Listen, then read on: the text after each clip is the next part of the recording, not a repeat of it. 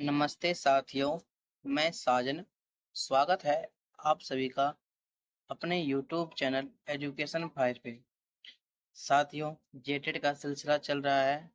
इसमें जो हमारा एसएसटी से संबंधित हड़प्पा सभ्यता के बारे में सविस्तार पढ़ेंगे। ऐसा एक दो भी पॉइंट भी ना छूट जाए जो परीक्षा में पूछे जा सकते हैं, क्योंकि परीक्षा में छोटे से छोटे पॉइंट को भी पूछ सकते हैं। चलिए इसको डिटेल से पढ़ेंगे। शायद ये वीडियो लंबी हो सकती है, तो इससे घबराने की बात नहीं है। अगर आप ये वीडियो को पूरा देख लिए तो आपके जो मन में डाउट है रहेगा हड़प्पा सभ्यता को लेकर, वो सारे डाउट्स और छोटे छोटे पॉइंट भी दूर हो जाएंगे। चलिए आज की कक्षा यहीं आरम्भ करते हैं। ये जो हमारा टॉपिक आज का होने वाला है वो होने वाला है हड़प्पा सभ्यता। क्या होने वाला है? हड़प्पा सभ्यता। चलिए आगे चलते हैं। हमारे आज का पहला पॉइंट क्या है? कहते हैं इसका नाम हड़प्पा संस्कृति पड़ा क्योंकि इसकी जानकारी सबसे पहले 1921 ईस्वी में पाकिस्तान में अवस्थित हड़प्पा नामक आधुनिक स्थल से प्राप्त हुआ। कहाँ से? पाकिस्तान में स्थित हड़प्पा नामक स्थल से इसका आधुनिक स्थल से इसकी जानकारी हमें मिली है। चलिए आगे चलते हैं। आगे जो कहते हैं इसमें कह रहा है भारतीय पुरातत्व विभाग के महानिदेशक जॉन मार्शल। कौन? जॉन मार्शल के निर्देशन में राय बहादुर दयाराम साहनी ने 1921 ईस्वी में किसने? राय बहादुर दयाराम साहनी ने 1921 में हड़प्पा की एवं रखाल दास बनर्जी ने 1922 ईस्वी में मोहनजोदड़ो की खुदाई करवाई। इसने 1921 में दयाराम साहनी जी ने और 1922 में रखाल दास बनर्जी जी ने मोहनजोदड़ो की खुदाई करवाई। किसके निर्देशन में? जॉन मार्शल के निर्देशन में। ठीक है साथियों, याद रहे तीनों नाम इंपॉर्टेंट हो जाते हैं। ईयर और नाम दोनों इंपॉर्टेंट हो जाते हैं। चलिए आगे चलते हैं। आगे जो हमारा होने वाला है वो है हड़प्पा कालीन जो स्थल थे उनका जो महत्वपूर्ण तथ्य क्या क्या होने वाले हैं। उस टाइम पे कौन कौन से हड़प्पा कालीन स्थल प्रमुख थे, उनमें से हमने कुछ ही को ग्रहण किया है। वह तो काफी सारे थे, लेकिन हमने कुछ को ही परीक्षा की दृष्टि से ग्रहण इसमें लिखा गया है। चलिए एक एक को देखते हैं। पहला जो हमारा स्थल होने वाला है वो हड़प्पा सभ्यता होने वाला है। इसका जो वर्तमान क्षेत्र है वो है मोंटगोमरी जिला का है। मोंटगोमरी जिला पश्चिम बंगाल का होना है। सॉरी, क्या है? पश्चिम पंजाब। कहाँ? पश्चिम पंजाब, जो पाकिस्तान में स्थित है। इसके जो उत्खनन करता है वो कौन है? वो है राय बहादुर दयाराम साहनी एवं विलिहर माधव स्वरूप वत्स इसके उत्खनन करता है। इसका जो खुदाई का वर्ष है, कौन सा वर्ष है? 1921 वर्ष है, याद रहे। इसकी जो प्रमुख नदी किस किनारे बसा हुआ हड़प्पा? वह है रावी नदी के। हमें हड़प्पा से क्या क्या साक्ष्य प्राप्त हुए हैं, चलिए देखते हैं। कहते हैं यहाँ से अन्न भंडार, कांस्य गाड़ी, पारदर्शी वस्त्र, पहने हुए एक मूर्ति। क्या है? पहने हुए एक मूर्ति, गरुड़ चित्रित मुद्रा, मछुआरे का चित्र, संघ का बैल, कांस्य दर्पण। क्या क्या मिला? इत्यादि चीजें हमें हड़प्पा से साक्ष्य के रूप में मिले हैं। चलिए आगे चलते हैं। आगे जो हमारा हो जाता है वो हो जाता है मोहनजोदड़ो। क्या हो जाता है? मोहनजोदड़ो। ये कहाँ पड़ता है? इसका जो वर्तमान स्थल है वो है लारकाना जिला, सिंध प्रांत, पंजाब, पाकिस्तान में भी ये पड़ता है। ठीक है, याद रहे दोनों प्रमुख सभ्यता वर्तमान के पंजाब में स्थित पड़ता है, जो पाकिस्तान में है। इसका जो उत्खनन करता है वो है रखाल दास बनर्जी और मार्टिमर व्हीलर। कौन है? Mortimer wheeler. कब? वर्ष 1922 ईस्वी में। इसका जो प्रमुख नदी कौन सा है वो है सिंधु नदी। यहाँ से हमें क्या क्या साक्ष्य प्राप्त हुए हैं? यहाँ से हमें विशाल स्नानागार, पुरोहितों के आवास, महाविद्यालय, 16 मकानों का बैरक, कांस्य से निर्मित नग्न महिला की मूर्ति, दाढ़ी वाले पुजारी की मूर्ति, चमकते हुए बंदर का एक चित्र, एक श्रृंगी पशु वाली मुद्राएं प्राप्त हुई है। ये सारी मुद्राएं कहाँ से प्राप्त हुई है? ये सारी मुद्राएं हमें मोहनजोदड़ो से प्राप्त हुई है। चलिए आगे चलते हैं। आगे जो हमारा होने वाला है वो होने वाला है लोथल से संबंधित। कहते हैं लोथल कहाँ है? आधुनिक अहमदाबाद जो भारत में गुजरात में पड़ता है। इसका जो उत्खनन करता थे वो थे रंगनाथ राव। इसको किस वर्ष में किया गया था? इसको किया गया था 1955 एवं 1962 ईस्वी में इसका उत्खनन करवाया गया था। ये किस नदी के किनारे है? ये भोगवा नदी के किनारे स्थित है लोथल। चलिए यहाँ से हमें क्या क्या साक्ष्य प्राप्त हुए हैं, चल देखते हैं। पहला हमारा यहाँ है गोदीबाड़ा वृत्ताकार तथा चौकोर अग्निवेदिका, हाथी दांत, चावल व बाजरे पर दो मुहे राक्षस का अंकन मिला है, पारस की मोहरें मिली है, घोड़े का मृण मूर्ति मिली है, 3 युग्मित समाधियां मिली है और चलाक लोमड़ी का चिन्ह आदि मिले हैं हमें। कहाँ से? लोथल से हमें ये सारे साक्ष्य प्राप्त हुए हैं। याद रहे, अगर ये बिंदु आपको महत्वपूर्ण लगे तो आप अपने नोटबुक में वीडियो को रोककर अपने नोटबुक में नोट कर सकते हैं। चलिए आगे चलते हैं। आगे जो हमारा होने वाला है वो होने वाला है चंदू दड़ो से। कहाँ होने वाला है? चन्हू दड़ो से। ये कहाँ स्थित है? चन्हू दड़ो, ये सिंध पाकिस्तान में स्थित है। इसके जो उत्खननकर्ता थे वह अर्नेस्ट मेकेई एवं एन जी मजूमदार। कौन थे? ये थे इनका नाम। और कब क्या गया था? इसको किया गया था 1931 ईस्वी में। ये किस नदी के किनारे स्थित है? ये सिंधु नदी के किनारे स्थित है, चन्हू दरो। और इसमें क्या क्या साक्ष्य प्राप्त हुए? मनके बनाने का कारखाना, बिल्ली का पीछा करते हुए कुत्ता का साक्ष्य, लिपस्टिक, कांस्य गाड़ी और वक्राकार ईंटें, कंघा, 3 घड़ियालों तथा 2 मछलियों के अंकन वाली मुद्रा, काजल, ऑर्डर प्राप्त। ये सारे साक्ष्य हमें चन्हू दड़ो से प्राप्त हुए हैं। ठीक है, याद रहे ये सारे पॉइंट इंपॉर्टेंट हो जाते हैं परीक्षा की दृष्टि से। आपको परीक्षा की दृष्टि से कुछ भी वो हड़प्पा से संबंधित कोई भी प्रश्न वो पूछ सकते हैं। चलिए आगे देखते हैं। हमारा जो अगला होने वाला है वो होने वाला है कालीबंगा। क्या होने वाला है? कालीबंगा से संबंधित होने वाला है। कालीबंगा कहाँ स्थित है? हनुमानगढ़, जो राजस्थान भारत में है। इसके जो उत्खननकर्ता थे वो है अमलानंद घोष, ब्रजवासी लाल एवं बी के थापर। इनके उत्खननकर्ता थे। इनको कब किस वर्ष में उत्खनन किया गया था? किस वर्ष में इसको उत्खनन करवाया गया था? इसको करवाया गया था 1953 ईस्वी से 1960 ईस्वी में करवाया गया था। इसके जो नदी है वो घग्गर नदी माने जाते हैं। यहाँ से क्या क्या प्राप्त हुए हैं? यहाँ से जूते हुए खेत, क्या है? जूते हुए खेत का साक्ष्य प्राप्त हुआ है। भूकंप के साक्ष्य मिले हैं। कहाँ से भूकंप के साक्ष्य? कालीबंगा से में प्राप्त हुए हैं। अग्नि हवन कुंड प्राप्त हुआ है। अलंकृत ईट प्राप्त हुए हैं। चूड़ियां संभवतः एक साथ फसल बोने का साक्ष्य प्राप्त हुए हैं। और लकड़ी की नाली हमें यहाँ से प्राप्त हुई है।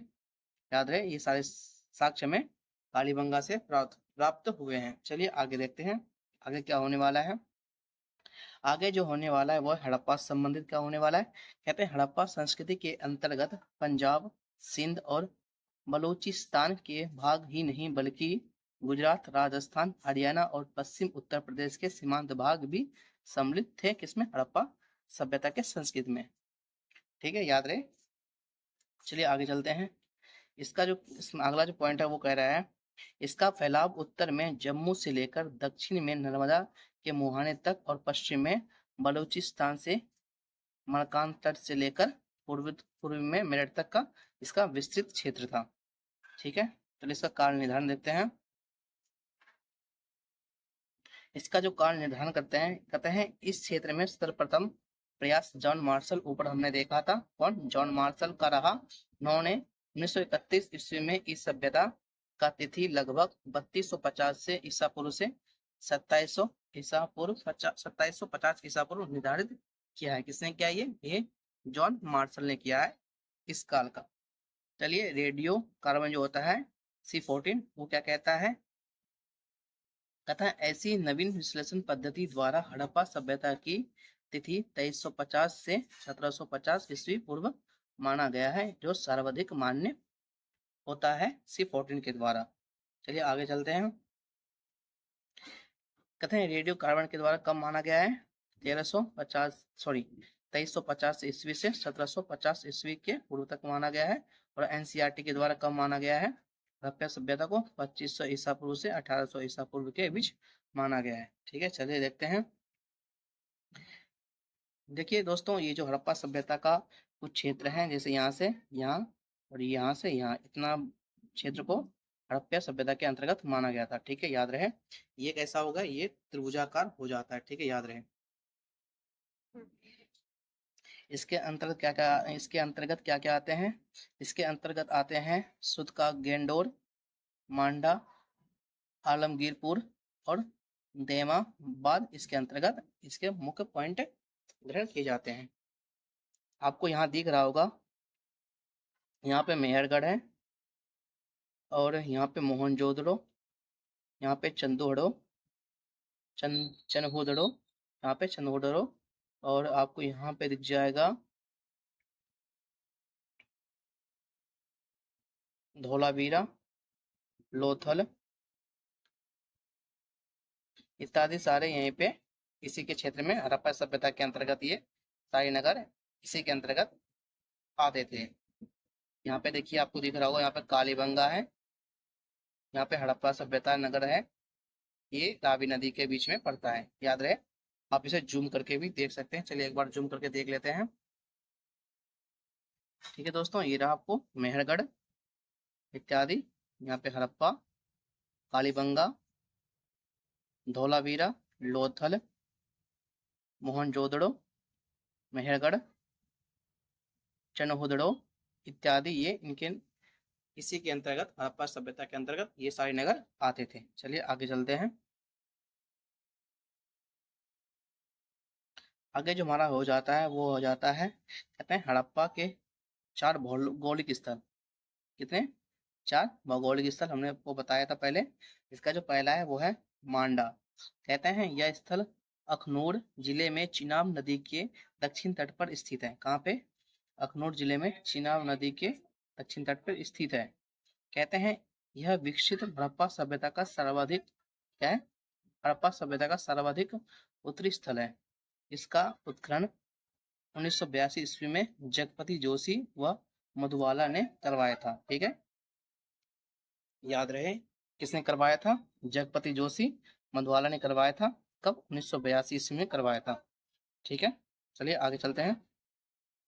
अगला कह रहा है मांडा में 3 सांस्कृतिक स्तर प्राक सैंधव, विकसित सैंधव एवं उत्तर सैंधव माने जाते हैं।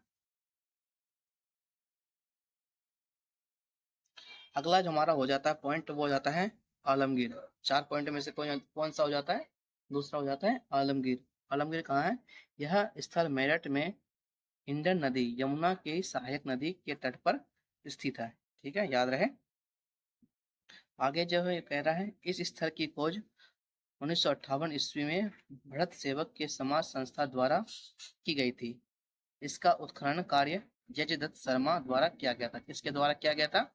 इसका उत्खनन कार्य यजदत्त शर्मा द्वारा किया गया था। यह सिंधु सभ्यता का सर्वाधिक पूर्व स्थल है। चलिए आगे चलते हैं। आगे जो हमारा होने वाला है वो होने वाला है दैमाबाद। क्या होने वाला है? दैमाबाद। यह स्थल महाराष्ट्र के अहमदनगर जिले में परवरा परवरा नदी के बाएं किनारे पर स्थित है। दैमाबाद सैंधव सभ्यता का सबसे दक्षिण स्थल इसे माना जाता है। अगला जो हमारा आ जाता है वो आ जाता है सुतको गेडोर। क्या आता है? सुतको गेंडोर, ये माना जाता है। कहते हैं यह दशक नदी के किनारे स्थित हड़प्पा सभ्यता का सबसे पश्चिमी स्थल है। इसकी खोज 1927 ईस्वी में सर मार्क ऑरेल स्टाइन ने की थी। किसने की थी? सर मार्क ऑरेल स्टाइन ने की थी। हड़प्पा संस्कृति का संपूर्ण क्षेत्र त्रिभुजाकार है। कैसा है? आपको बताया था पहले मैंने, त्रिभुजाकार है तथा इसका क्षेत्रफल 1 लाख कितना, सॉरी, इसका जो क्षेत्रफल है वो है 12,99,600 वर्ग किलोमीटर इसका माना जाता है क्षेत्रफल को। ठीक है, चलिए आगे चलते हैं। आगे कहते हैं केवल 7 सैंधव स्थलों को नगर की संज्ञा दी गई थी जो निम्न है: हड़प्पा, मोहनजोदड़ो, चनहुदड़ो, लोथल, कालीबंगा, बनावली और धोलावीरा को सम्मिलित किया गया था इसमें। ठीक है, चलिए देखते हैं हड़प्पा सभ्यता का विस्तार। ठीक है, कहते हैं उत्तर से दक्षिण के बीच में, कहाँ कहते हैं उत्तर से दक्षिण के मध्य कितने किलोमीटर की दूरी थी, कहते हैं 1400 किलोमीटर की दूरी थी, और पूरब से पश्चिम की ओर 1600 किलोमीटर की दूरी थी। ठीक है, याद रहे ये कहाँ से, बलूचिस्तान से उत्तर में मेरठ जिले तक, और ये उत्तर से दक्षिण में कितने किलोमीटर की दूरी का क्षेत्रफल इसे माना जाता है हड़प्पा सभ्यता को। ठीक है, चलिए आगे चलते हैं।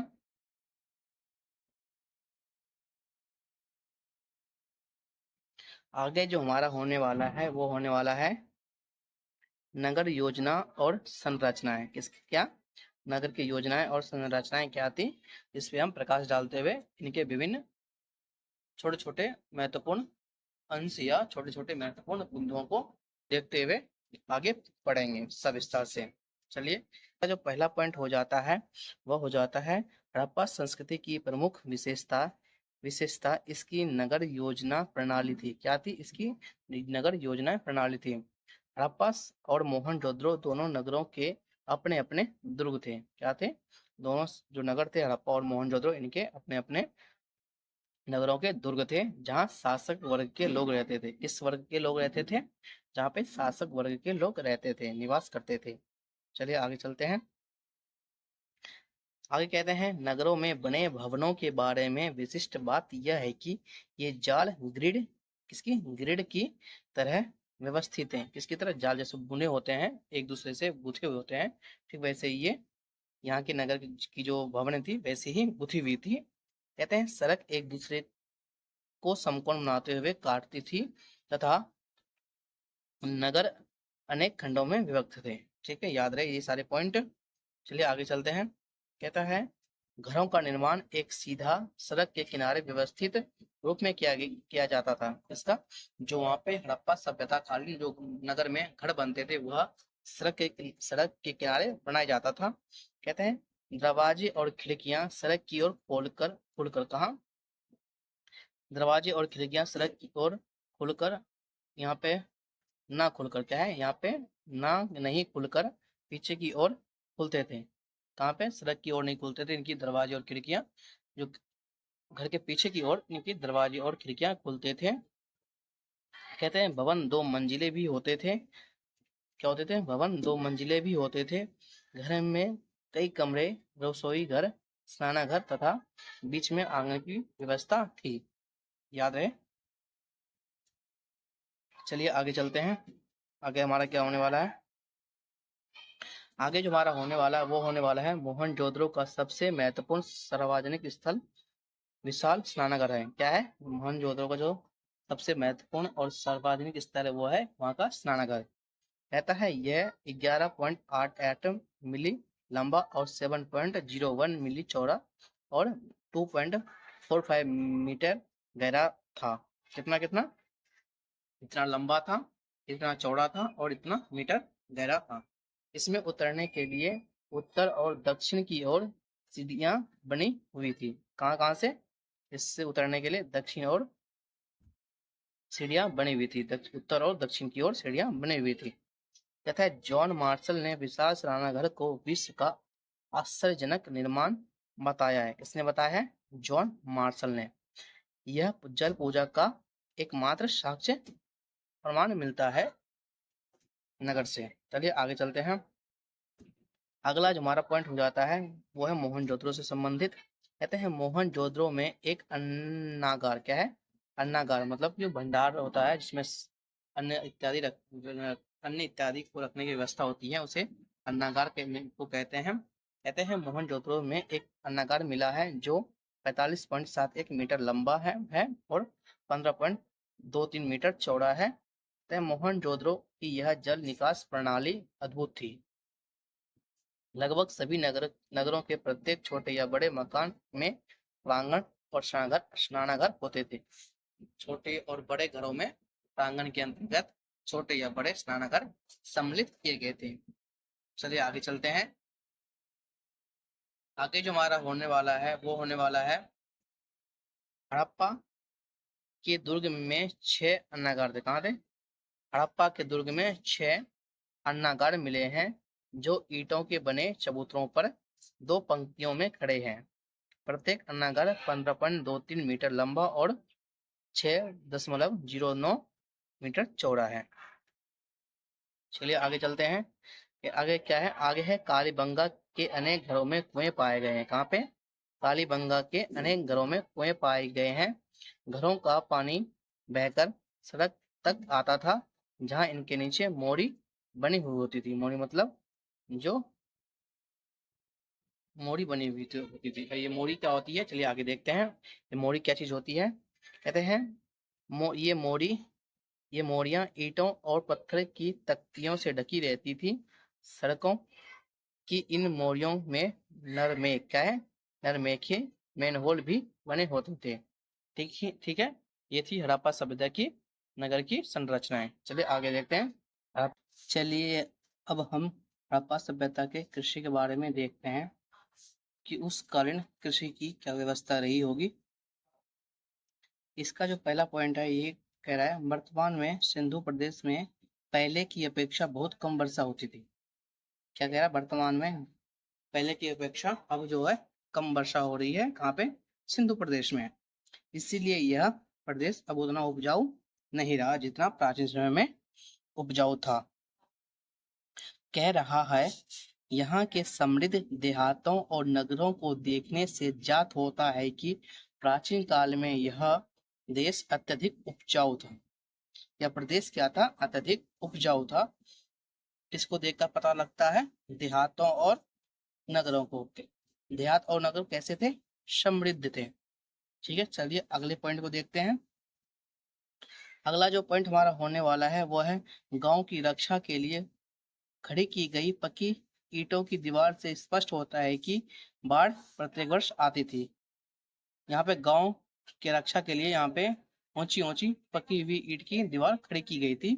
इससे हमें यह ज्ञात होता है कि यहाँ पे प्रत्येक वर्ष बाढ़ आता होगा। अगला जो हमारा पॉइंट है वो कह रहा है सिंधु सभ्यता के लोग बाढ़ उतर जाने पर नवंबर के महीने में बाढ़ वाले मैदान में बीज बोते थे। कहाँ पे? जहाँ पे बाढ़ आया हुआ हो उस वाले मैदान के क्षेत्र में बीज बोते थे और अगली बाढ़ आने से पहले, कब? जब अगली बाढ़ आने से पहले के महीने में, अप्रैल के महीने में गेहूं और जौ की फसल को काट लेते थे। ठीक है, ध्यान रहे। चलिए आगे चलते हैं। आगे जो हमारा होने वाला वो है कालीबंगा में प्राक क्या है? कालीबंगा में प्राक हड़प्पा काल के जो कुड़ है, कुड़ किसे कहते हैं? हल रेख को क्या कहते हैं? हल रेख को कुड़ कहते हैं। क्या है? क्या कहते हैं? कुड़ को, लेक को कुड़ कहते हैं। कह रहे हैं कालीबंगा में प्राक हड़प्पा काल के जो कुड़ देखे गए हैं उनसे अनुमान लगाया जा सकता है कि हड़प्पा काल में राजस्थान में हल का प्रयोग होता था। कहाँ पे? वो भी राजस्थान में हड़प्पा काल में हल का प्रयोग होता था। चलिए आगे चलते हैं। आगे जो पॉइंट है वो कह रहा है सिंधु सभ्यता के लोग गेहूं, जौ, राई, मटर आदि अनाज पैदा करते थे। उन्हें 9 प्रकार की फसलों का ज्ञान था। किन्हें? सिंधु सभ्यता के लोगों को 9 प्रकार की फसलों का ज्ञान था। वे 2 किस्म का गेहूं, कितने? 2 किस्म का गेहूं और जो दो और जो जौ थे वो 3 प्रकार के जौ उगाते थे। इसके अतिरिक्त वे तिल और सरसों का भी उत्पादन करते थे। चलिए आगे चलते हैं। अगला जो हमारा पॉइंट हो जाता है वो है सबसे पहले कपास पैदा करने का श्रेय सिंधु सभ्यता के लोगों को जाता है। चूंकि कपास का उत्पादन सबसे पहले सिंधु क्षेत्र में हुआ इसलिए यूनान के लोग इसे सिंडन सीडन कहने लगे। किसे क्या कहने लगे? सीडन कहने लगे। अगला जो हमारा पॉइंट हो जाता है वो हो जाता है चावल से। कहते हैं चावल के उत्पादन के साक्ष्य लोथल व रंगपुर से मिले। कहाँ से? लोथल व रंगपुर से मिले हैं। गन्ना का कोई साक्ष्य नहीं मिला। किसका नहीं मिला? ये जो गन्ना है इसका कोई साक्ष्य में प्राप्त नहीं हुआ है। लोथल एवं सौराष्ट्र, कहाँ? लोथल एवं सौराष्ट्र से बाजार की खेती एवं रोजवी कहाँ है, ये भी कहाँ है, गुजरात से रागी के विषय में साक्ष्य हमें प्राप्त हुआ है। कृषि से संबंधित ये पॉइंट बहुत ही इंपॉर्टेंट हो जाता है। आगे जो हमारा है वो है सिंधुवासी हल के प्रयोग से परिचित थे। कौन? सिंधुवासी के जो लोग थे वो हल के प्रयोग से परिचित थे। कालीबंगा के प्राक सिंधु काल के हल से जोते हुए खेत तथा उनसे सरसों की खेती के साक्ष्य हमें मिले हैं। चलिए आगे चलते हैं। आगे जो हमारा होने वाला है, कहते हैं पाकिस्तान के पंजाब प्रांत में बहावलपुर जिले में स्थित चेलिस्तान चेलिस्तान व भारत के हरियाणा राज्य के फतेहाबाद जिले में स्थित बनावली से मिट्टी का बना हुआ खिलौना प्राप्त हुआ है। सॉरी कह रहा है मिट्टी का बना हुआ खिलौना के रूप में हल मिला है। क्या मिला है? हल मिला है। यहाँ पे कहाँ पे? बनावली से मिट्टी का। ये कहाँ है? हरियाणा राज्य के फतेहाबाद जिले की स्थिति में हमें हल का साक्ष्य प्राप्त हुआ है। चलिए चलते हैं, इसका पशुपालन कैसा रहा होगा। पशुपालन के क्षेत्र में देखते हैं। कहते हैं हड़प्पाई लोग बैल, गाय, भैंस, बकरी, भेड़ और सुअर पालते थे।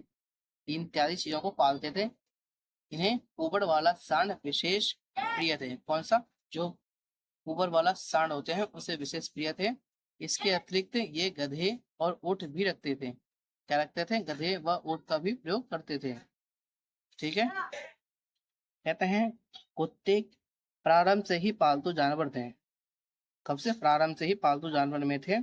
बिल्ली भी पाली जाती थी। कुत्ता और बिल्ली दोनों के पैरों के निशान हमें मिले हैं। ठीक है, याद रहे किसके मिले हैं? जानवरों में से कुत्ते और बिल्ली का दोनों के हमें पैरों के निशान में प्राप्त हुए हैं। चलिए आगे चलते हैं। कहते हैं सिंधुवासी हाथी व घोड़ों से परिचित थे। किससे? हाथी व घोड़े से परिचित थे, लेकिन वे उन्हें पालतू बनाने में सफल नहीं हो सके। इनको हाथी और घोड़े को, क्योंकि हाथी व घोड़े पाए जाने के साक्ष्य प्राप्त हुए हैं, परंतु पालने के साक्ष्य हमें प्रमाणित रूप से नहीं मिल सके हैं। चलिए आगे चलते हैं। आगे जो पॉइंट हमारा होने वाला है वो है घोड़े के अस्तित्व का संकेत मोहनजोदड़ो की ऊपरी सतह से तथा लोथल में मिली एक संदिग्ध मृण मूर्ति टेराकोटा से हमें प्राप्त होता है। इसकी घोड़े का अस्तित्व। चलिए आगे चलते हैं। आगे जो है वो है हड़प्पा काल में गेंडा का प्रमाण। भारतीय गेंडा का एकमात्र प्रमाण आमरी से मिला है। कहाँ से? आमरी से मिला है।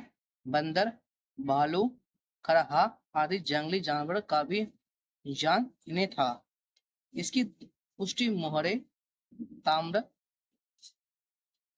तस्तरियों आदि पर अंकित इनके चित्र से होती है। शेर का कोई साक्ष्य में यहाँ से प्राप्त नहीं हुए हैं। चलिए आगे चलते हैं। आगे जो हमारा होने वाला वो है गुजरात के पश्चिम में अवस्थित सुरकोटदा में घोड़े के अवशेषों के मिलने की पुष्टि हुई है और हड़प्पाई लोग को हाथी का जान था और ये गेंडे से भी परिचित थे। याद रहे पशुपालन में। चलिए आगे चलते हैं। अगला जो हमारा होने वाला है वो होने वाला है शिल्प। अगला जो हमारा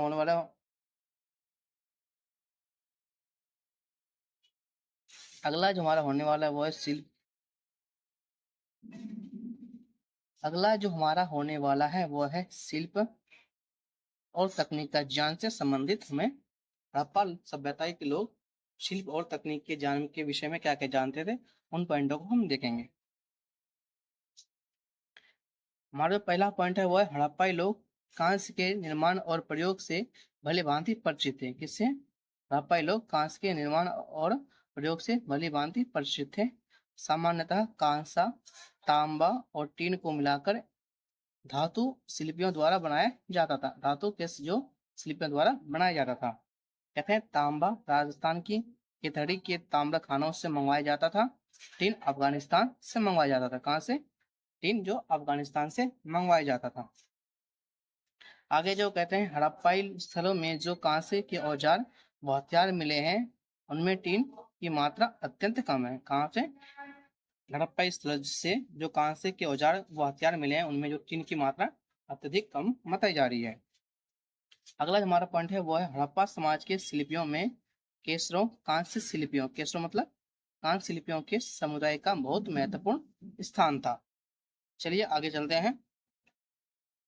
आगे हमारा पॉइंट होने वाला है वो है मोहनजोदड़ो से बुने हुए सूती कपड़े का एक टुकड़ा मिला। कहाँ से? मोहनजोदड़ो से बुने हुए एक सूती कपड़े का मिलना तथा कोई वस्तुओं पर कपड़ों की छाप देखने में आती है। कई वस्तुओं मतलब कह रहा है कई वस्तुओं पर कपड़े के द्वारा छाप देखने में आती है। कह रहा है कताई के लिए क्या है तकलियों, कताई के लिए तकलियों का इस्तेमाल होता था। किसके लिए? कताई के लिए। अगला हमारा पॉइंट है वह है ईंटों की विशाल इमारतें दर्शाती है कि स्थापत्य राजगिरी महत्वपूर्ण शिल्प था। क्या गिरी? राजमिस्त्री महत्वपूर्ण शिल्प था। हड़प्पाई लोग नाव बनाने का भी काम करते थे। किसका काम करते थे? नाव बनाने का भी काम करते थे। मिट्टी की मोहरें बनाना और मिट्टी की पुतलियां बनाना भी महत्वपूर्ण शिल्प कार्य के अंतर्गत आता था। चलिए आगे चलते हैं। आगे जो है कहता है स्वर्णकार चांदी सोना और रत्नों के आभूषण बनाते थे। सोना चांदी संभवतः अफगानिस्तान से और रत्न दक्षिण भारत से आते थे। कहाँ से? स्वर्ण चांदी सोना और रत्नों के आभूषण बनाने के लिए सोना चांदी संभवतः अफगानिस्तान से आते थे और रत्न दक्षिण भारत से मंगवाया जाता था। अगला जो हमारा पॉइंट है वो है कुम्हार के चाक का अधिक प्रचलन था। किसका? कुम्हार का जो चाक होता है जिसपे बनाया जाता है कुछ मिट्टी के द्वारा वस्तुएं, उसका अधिक प्रचलन था तथा हड़प्पाई लोगों के मृद भांडों की अपनी प्रमुख विशेषताएं थी। ये मृद भांड को चिकना और चमकीला बनाते थे। मृद भांड मतलब मिट्टी के द्वारा बनाया गया कुछ वस्तुएं। चलिए आगे चलते हैं। अगला हमारा होने वाला है वो होने वाला है माप तौल। हड़प्पाई लोग माप तौल कैसे करते थे इसके विषय में जानेंगे। ठीक है, कहते हैं बाट। बाट मतलब बटखरा जिसे मापा जाता है किसी भी वस्तु को। कह रहे हैं बाट के रूप में मनके एवं जवाहरत क्या है जवाहरत की बहुत सारी वस्तुएं पाई गई है। किसके रूप में? बाढ़ के रूप में मनके एवं जवाहरात की बहुत सारी वस्तुएं पाई गई है जिनसे प्रकट होता है कि तिल में 16 या उसके आवर्तकों का व्यापार होता था। जैसे 16, 64, 160, 320 और 640 आदि होते थे। हड़प्पाई लोगों को माप का ज्ञान था। ऐसे डंडे पाए गए हैं जिन पर माप के निशान लगे हुए हैं। इनमें एक डंडा कांसे का भी हमें प्राप्त हुआ है। चलिए आगे चलते हैं। आगे जो कहते हैं मोहनजोदड़ो से सीप और लोथल से हाथी दांत का बना एक स्केल मिला है जिसे मापने के काम में लिया जाता होगा। है सुरकोटवा से तराजू का साक्ष्य मिला है। कहाँ से? सुरकोटवा एक स्थान है जहाँ से तराजू का हमें साक्ष्य प्राप्त हुआ है। चलिए आगे चलते हैं। अगला हमारा होने वाला है वो होने वाला है मृदभांड। क्या होने वाला है? मृदभांड होने वाला है। इसका जो पहला पॉइंट है वो कह रहे हैं हड़प्पाई लोग कुम्हार के चाक का उपयोग करने में अधिक कुशल थे। किसका?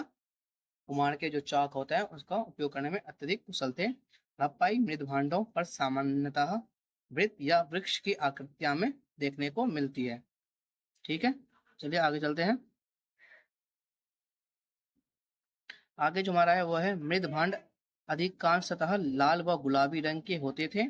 इन पर अलंकरण काले रंग से हुआ करता था। क्या अलंकरण काले रंग से हुआ करता था? मृदभांड पर सिंधुलिपि मिलती है। किस पे? मृदभांडों पे सिंधुलिपि हमें प्राप्त होती है। अगला जो हमारा वो है लोथल से प्राप्त मृदभांड में एक वृक्ष पर मुंह में मछली पकड़े हुए एक पक्षी को दर्शाया गया है। कहाँ से हमें प्राप्त हुआ है? लोथल से प्राप्त एक मृदभांड हुआ है, उसमें एक वृक्ष पर मुंह में मछली पकड़े हुए एक पक्षी को दर्शाया गया है तथा नीचे एक लोमड़ी का चित्र है। यह पंचतंत्र प्रसिद्ध कथा चालाक लोमड़ी को दर्शाता है। इसकी कथा पंचतंत्र में एक प्रसिद्ध कथा है। इस कथा का नाम है चालाक लोमड़ी को ये दर्शाता है। चलिए आगे चलते हैं। आगे जो हमारा है वो है कालीबंगा से मिली मोहरें। क्या है? कालीबंगा से हमें मिली जो मोहरें हैं इनसे क्या साक्ष्य प्राप्त होता है हड़प्पा सभ्यता के बारे में। चलिए जानते हैं। कहते हैं हड़प्पा संस्कृति की सर्वोत्तम कलाकृतियां उसकी मोहरें हैं। क्या है? कलाकृतियां सर्वोत्तम उसकी मोहरें हैं। अब तक लगभग 2000 मोहरे में प्राप्त हुई है हड़प्पा संस्कृति के। चलिए आगे चलते हैं। मोहरे पर लघु लेखों के साथ साथ एक श्रृंगी पशु भैंस, बाघ, सांड, बकरी और हाथी की आकृतियां उरेखी गई है, मतलब उभरी गई है या दर्शाया गया है। चलिए अगले पॉइंट चलते हैं। मोहरों के बनाने में सर्वाधिक उपयोग सेलखड़ी क्या है, सेलखड़ी का किया जाता था। ठीक है, याद रहे। अगला जो हमारा पॉइंट हो जाता है वो हो जाता है लोथल और देसलपुर से तांबे की बनी मुहरें प्राप्त हुई है। सैंधव मुहरें प्रायः बेलनाकार, वर्गाकार, आयताकार एवं वृत्ताकार होता है। मोहनजोदड़ो एवं लोथल से नाव की आकृति अंकित मोहरें हमें मिली है।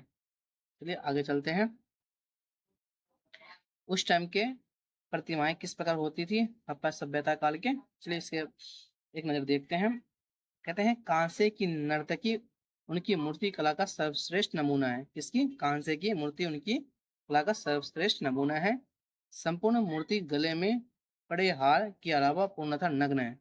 कैसा है? पूर्णतः नग्न है। यह लुप्त मोम पद्धति पर आधारित है। किस पे? लुप्त मोम पद्धति पर ये मूर्तियां आधारित है। कहते हैं मोहनजोदड़ो से 2 तांबे की मानव मूर्तियां तथा भैंस व भेड़ की कांस्य मूर्तियां मिली है। कहां से? मोहनजोदड़ो से। हड़प्पा एवं चनहुदड़ो से बैलगाड़ी तथा इक्का गाड़ी से का साक्ष्य में प्राप्त हुआ है। कहां से? हड़प्पा और चनहुदड़ो से हमें साक्ष्य प्राप्त हुआ है। चलिए आगे चलते हैं। आगे जो हमारा हो जाता है वो है मृण मूर्तियां। क्या हो जाता है? मृण मूर्तियां। कहते हैं सिंधु प्रदेश में अत्यधिक संख्या में आग में पकी ईंट जो टेराकोटा कहलाती है, पकी ईंट की बनी मूर्तियां हमें मिली है। अगला हमारा वो है इनमें पक्षी, कुत्ते, भेड़, गाय, बैल और बंदर की प्रतिमा मिलती है।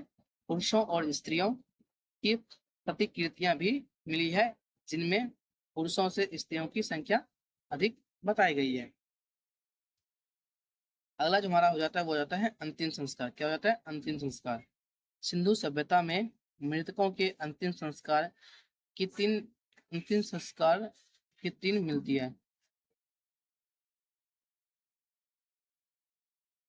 यहाँ पे कहने का तात्पर्य है कि जो सिंधु सभ्यता के जो लोग थे वो मृतकों को 3 प्रकार से अंतिम संस्कार करते थे। इनमें जो पहला है वो है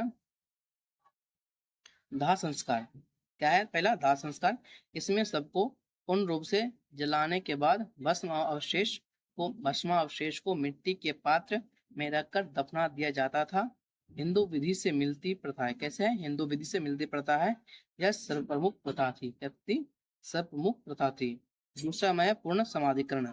क्या है? पूर्ण समाधिकरण। इसमें संपूर्ण सबको भूमि में दफना दिया जाता था। तीसरा जो हमारा वो है आंशिक समाधिकरण। इसमें पशु पक्षियों के खाने के बाद बचे शेष भाग को भूमि में दफना दिया जाता था। इसे पारसी विधि से मिलती प्रथा इसे मानी जाती है। कहते हैं सामान्यतः मृतकों को उत्तर दक्षिण क्रम, कैसे? दक्षिण क्रम मतलब सिर को उत्तर दिशा में और पैर को दक्षिण दिशा की ओर में दफनाया जाता था। इसके अपवाद हड़प्पा व कालीबंगा में उत्तरी क्या है? कहाँ पे? इसके अपवाद में हड़प्पा और कालीबंगा में दक्षिण उत्तर क्रम में था। कैसे था? दक्षिण में सिर, उत्तर में पैर हुआ करता था। लोथल में पश्चिम क्रम में पड़ा। कैसे पड़ा? लोथल में पूर्व पश्चिम में हो पड़ा। और रोपड़ में पश्चिम पूर्व क्रम से मृतक को दफनाए जाने का प्रमाण हमें प्राप्त हुए हैं। कहाँ से? पश्चिम क्रम में रोपड़ में पश्चिम पूर्व में मृतकों को दफनाए जाने का हमें प्रमाण प्राप्त हुआ है। अगला हमारा हो जाता है वो है एक कब्र में एक ही व्यक्ति को दफनाया जाता था। कालीबंगा से एक और लोथल से 3 युगल समाधिकरण समाधान मिले हैं। इनमें से एक कब्र में मृतक दफनाए गए थे। तीसरा जो वो है रोपड़ की कब्र से मालिक के साथ कुत्ते दफनाए जाते थे। यहाँ पे रोपड़ में मालिक के साथ कुत्ते दफनाए जाने के प्रमाण मिले हैं। लोथल की एक कब्र में मृतक के साथ बकरे को दफनाए जाने का प्रमाण हमें मिला है। चलिए देखते हैं हड़प्पा सभ्यता की धार्मिक प्रथाएं क्या थी। हड़प्पा में पकी मिट्टी को स्वी मूर्ति क्या है? स्वी मूर्ति बड़ी संख्या में मिली है। स्वमूर्ति बड़ी संख्या में मिली है। यह मूर्ति में स्त्री के गर्भ से निकलता हुआ एक पौधा दिखाया गया है। क्या दिखाया गया है? स्त्री से गर्भ से एक निकलता हुआ पौधा दिखाया गया है। यह संभवतः पृथ्वी देवी की प्रतिमा है तथा इसका निकट संबंध पौधे के जन्म से है और जन्म और वृद्धि से हो रहा होगा। इसलिए मालूम होता है कि हड़प्पाई लोग धरती के उर्वरता की देवी समझते थे और इसकी पूजा उसी तरह से करते थे जिस तरह से मिस्र के लोग नील नदी की देवी आइसिस की पूजा करते हैं। इसकी नील नदी की देवी कौन है? आइसिस की पूजा करते हैं। ठीक है, याद रहे, मिस्र के लोग इसकी पूजा करते हैं। चलिए आगे चलते हैं। आगे जो हमारा होने वाला है वो होने वाला है सिंधु घाटी के पुरुष देवता। कैसे? पुरुष देवता, यहाँ पे पुरुष देवता को एक मोहर पर चित्रित किया गया था। किसको? पुरुष देवता को एक मोहर पर चित्रित किया गया था। उसके सिर पर 3 सिंह है। क्या था? सिर पर 3 सिंह है। इसमें एक योगी को ध्यान मुद्रा में एक पैर पर दूसरा पैर रखकर बैठा हुए हैं, पद्मासन स्थिति में दिखाया गया है। इसके चारों ओर एक हाथी, एक बाघ और एक गेंडा दिखाया गया है। आसन के नीचे एक भैंसा है तथा पेड़ों के पास 2 हिरण को दर्शाया गया है। चलिए आगे चलते हैं। ये कह रहे हैं मोहर पर चित्रित देवता को पशुपति महादेव कहा गया है। जो मोहर पर उनके चित्र थे उसे पशुपति महादेव का रूप माना गया है। सिंधु सभ्यता में लिंग पूजा का प्रचलन मिलता है जो कालांतर में शिव की पूजा से गहन रूप से संबंध रखता है। हड़प्पा में पत्थर पर बने लिंग और योनि के अनेक प्रतीक हमें प्राप्त हुए हैं। चलिए अगला पॉइंट देखते हैं। अगला पॉइंट हमारा होने वाला है सिंधु क्षेत्र के लोग वृक्ष पूजा करते थे। एक मुहर पर पीपल के डालों के बीच विराजमान देवता को चित्रित किया गया है। ठीक है, याद रहे। चलिए आगे चलते हैं। अगला हमारा पॉइंट जो है वो है हड़प्पा काल में पशु पूजा का प्रचलन था। कई मोहरे पर पशु की आकृतियां अंकित है। इनमें सबसे महत्वपूर्ण एक सिंग वाला जानवर जो गेंडा हो सकता है। गेंडे को यूनिकॉर्न भी कहते हैं। उसके बाद कुब्बड़ वाला सांड है जो हमें गौ पूजन का प्रमाण नहीं मिलता है हड़प्पा सभ्यता से। अगला हमारा जो पॉइंट है वो है सिंधु प्रदेश के निवासी वृक्ष, पशु और मानव के स्वरूप में